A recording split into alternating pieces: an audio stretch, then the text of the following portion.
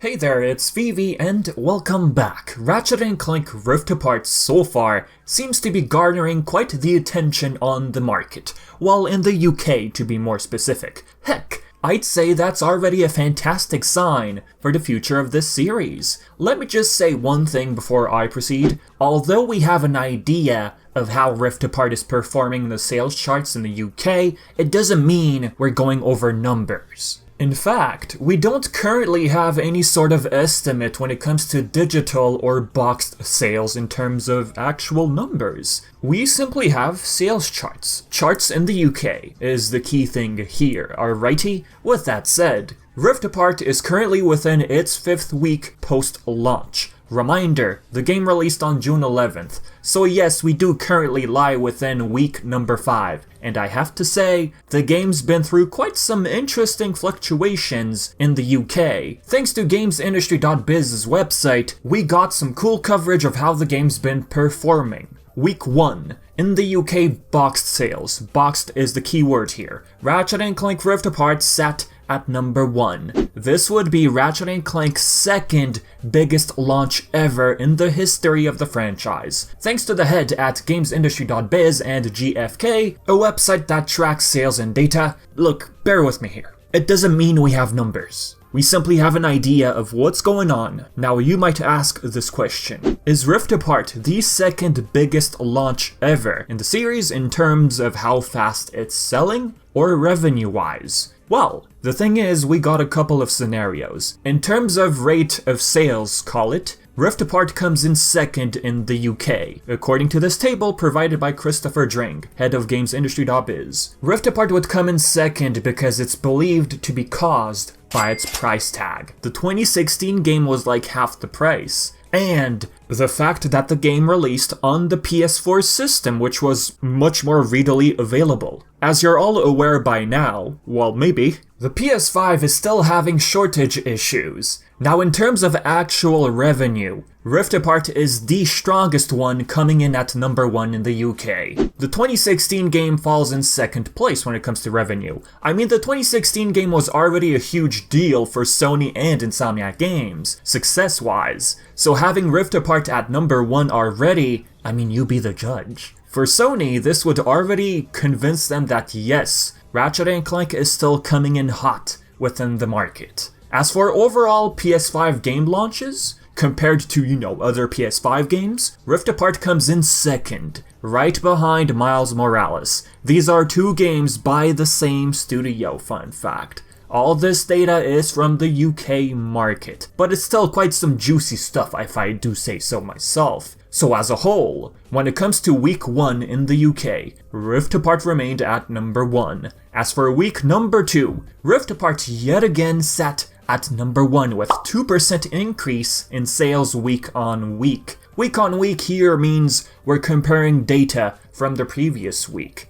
Dring believes it's not really typical for a non-casual game like Ratchet & Clank to see such an increase in the second week. Typically, non-casual games suffer from sales drops naturally within the second week. At the end of the day, this is the PS5 system we're talking about. Shortages is one thing. 2 would be random restocks of the console and recent bundles being found in the UK. Now here's where Rift Apart fluctuates significantly. Week number 3. Rift Apart falls at number 3. Sales went down by 78% compared to the previous week. I mean, this is pretty steep if you compare to the first 2 weeks where Rift Apart was always number 1. Now the main possible reason for this drop would be the launch of Mario Golf Super Rush, which actually took the number 1 spot. Console availability could also have played a factor when it comes to Rift Apart. As for week number 4, Rift Apart fell at number 6 with 54% less sales. I'm not even surprised that FIFA made it to number 2.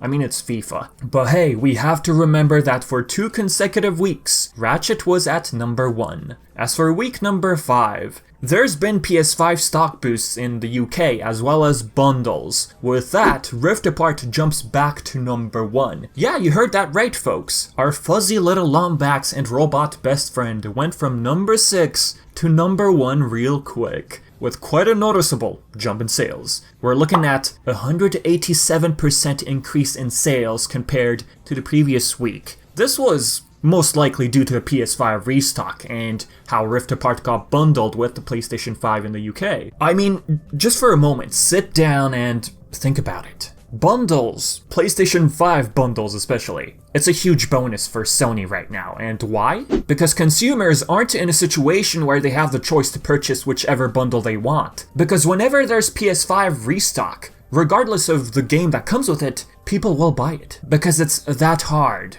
to find a PS5 these days. We're not in a situation where you can just walk into a store and buy yourself a PS5. Heck, I went to a store once, they only had empty PS5 boxes on display.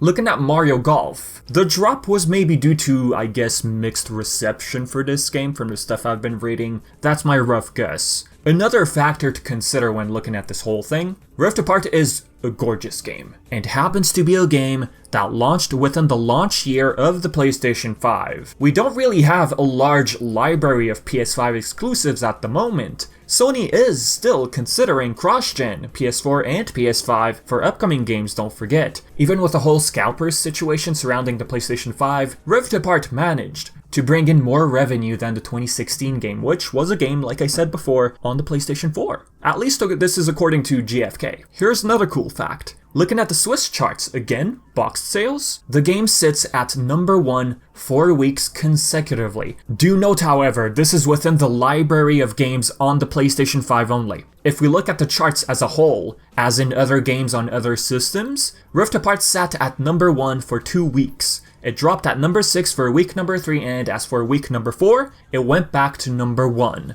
All in all, I really do believe that the PlayStation 5 restock scenario plays a vital role in how the game's been behaving within these charts. For digital sales, aka downloads from the PlayStation Store, the game was top download for the month of June in North America and Europe. So, all that's left to say right now, Rift Apart's launch looks very, very promising. And it appears Insomniac Games did it again. This just goes to show how Ratchet Clank attracts the gaming community, and I can't wait to see what's in store for the future of our duo. So with that being said, folks, if you have your own thoughts on this topic, feel free to share it in the comments section below. And as always, I've been Vivi, and thank you so much for always tuning in. Until next time.